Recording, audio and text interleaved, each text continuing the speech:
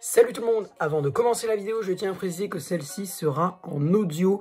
En effet, moi je suis aveugle, donc c'est compliqué de me filmer. Là j'ai réussi, mais je vais pas rester dans cette position 20 ans. Donc du coup, je vous retrouve pour la vidéo en audio. J'espère que le contenu, lui, restera le même pour vous. Goodbye.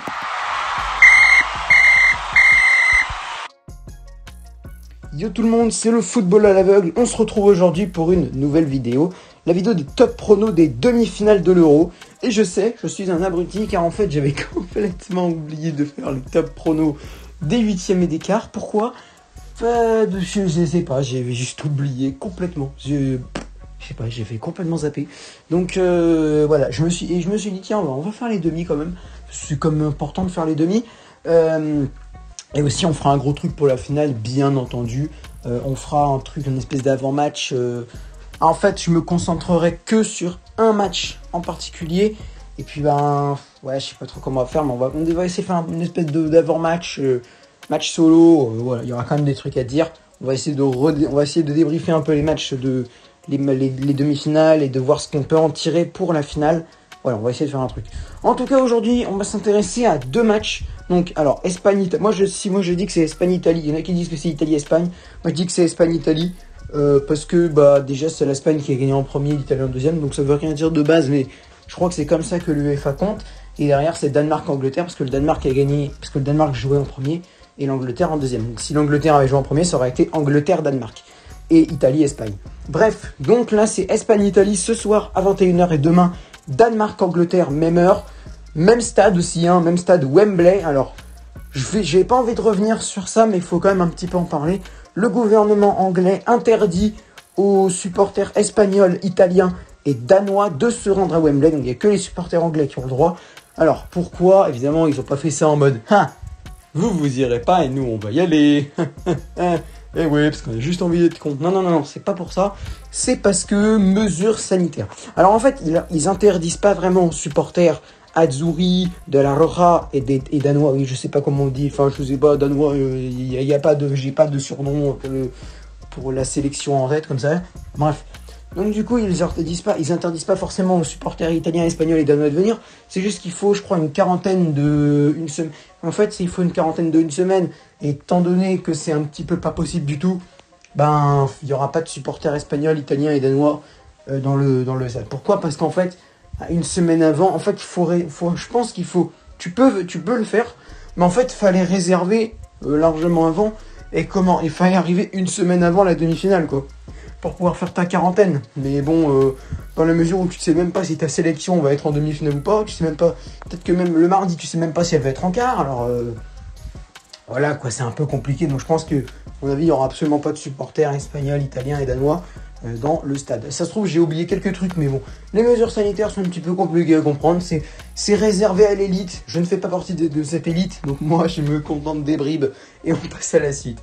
Donc du coup, la suite, c'est tout simplement les pronos sur les matchs Espagne-Italie. Alors franchement, je vous dis tout de suite, bon, Espagne-Italie, on fera pas. Pourquoi? Parce que déjà, petite dédicace tout d'abord à ma sœurette, ma grande sœurette, donc ma sœurette Big Sœurette, qui a eu son bac avec mention assez bien aujourd'hui, donc félicitations. Et du coup, ce soir, je vais pas pouvoir faire de live parce qu'on va faire la soirée, on va faire une petite soirée quand même pour fêter ça. Je vais essayer de pas trop boire un petit peu quand même. Donc du coup, voilà. Et le soir à 21h, il y aura donc Espagne-Italie, mais je ferai pas celui en live, je ferai le débrief, hein, évidemment, je ferai le débrief, hein, quand même. Faut quand même t'attendre un peu. Alors je sais pas, est-ce qu'il va sortir ce soir à 23h ou demain ou le lendemain? Je sais pas, c'est possible que... Les deux sont possibles, ça dépend quand on finit la petite soirée, ça dépend. Donc bref, Espagne, Italie, mes pronostics, oui, parce qu'en fait il y a plusieurs matchs, il n'y a pas plusieurs matchs, il n'y en a qu'un, donc mon pronostic pour ce match, c'est une victoire italienne 2-0. Alors pourquoi? Parce que pour moi l'Italie a un meilleur jeu que l'Espagne. Quand je me rappelle des matchs face à Suède et Pologne pour les Espagnols, c'est pas très reluisant. Hein. Alors c'est vrai que les Suédois ont joué défensif, et quand on y repense, pas tellement, hein, parce que le Alexander Isak, il a quand même bien enrhumé les défenseurs de la Roja. Donc voilà, c'est pas si défensif que ça. Côté espagnol, il y a des trucs qui vont pas. Déjà, premièrement, pour moi, la défense, elle est pas ouf. Alors évidemment, le gardien, Unai Simon, j'ai rien à dire. C'est vrai Au début, je doutais un peu d'Unai Simon. Alors, est-ce qu'il fallait mettre David De Gea à la place? Pas forcément. Mais est-ce que Unai Simon était bon pour le poste de gardien number one? J'étais quand même moins sûr. Voilà. Mais après, je disais pas forcément qu'il fallait mettre De Gea.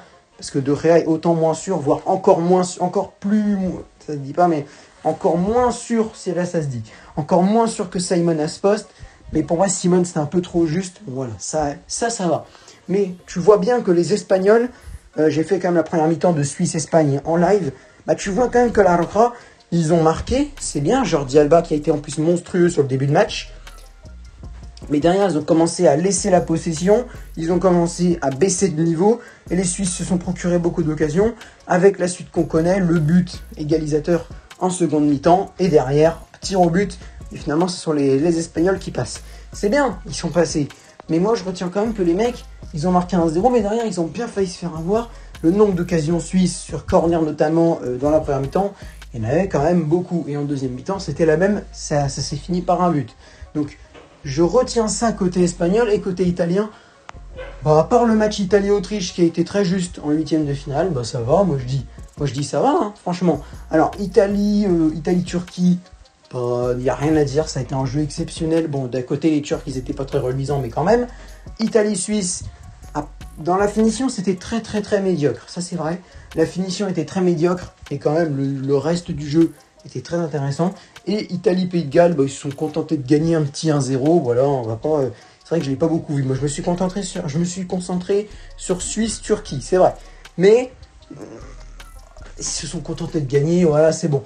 Italie-Autriche, c'était pas ouf, c'est vrai. Mais Belgique-Italie, les mecs, Belgique-Italie, ils ont tout éclaté. Ils étaient super. Donnarumma dans les buts, il était impérial. Non, vraiment, les Belges, ils sont pas assurés sur ce coup-là. Et les Italiens, eux, si. Donc, l'Italie, pour moi, est largement favorite dans cette demi-finale. Une victoire 2-0, sans trop de problèmes. On va pas s'emballer non plus. Mais... pour moi, il n'y a pas trop de doutes. Moi, je n'ai malheureusement pas trop de doutes sur ce match. Voilà. On passe maintenant au deuxième et dernier match de cette vidéo, alias Danemark-Angleterre. Alors, Danemark-Angleterre... ah, j'aimerais bien que le Danemark y passe. ça serait génial. Ah, ça serait ouf que le Danemark y passe. Malheureusement, j'y crois pas trop, même si c'est possible, mais j'y crois pas trop. Je pense une victoire anglaise, 1-0 sur... Pourquoi je dis sur le terrain danois alors que, en soi, c'est le terrain anglais. Mais voilà. On va dire 1-0 pour l'Angleterre face au Danemark.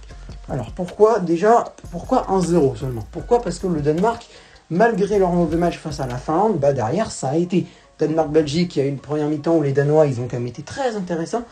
Et Danemark-Russie, je t'en parle même pas. C'était franchement super. En huitième de finale, Danemark-Pays de Galles, ça a été une masterclass, notamment de Kasper Dolberg. Donc, super. Et en quart de finale, Danemark qui jouait face à qui déjà en quart de finale? Face à la République tchèque. Ils ont commencé très fort. Ils ont fini piano, tranquille pépère. Mais ils ont commencé sur les chapeaux de roue avec un but directement marqué aux alentours de la 5e, je crois, 4e, 5e minute de jeu. Marqué par... j'ai oublié son... non, bien sûr, Thomas Delaney. Thomas Delaney qui a marqué pour les Danois. Au final, victoire 2-1 avec un autre but de Kasper Dolberg. Donc, moi je dis... il y a des choses à voir côté danois, il y a des choses à voir. Et pourquoi seulement 1-0 pour les Anglais?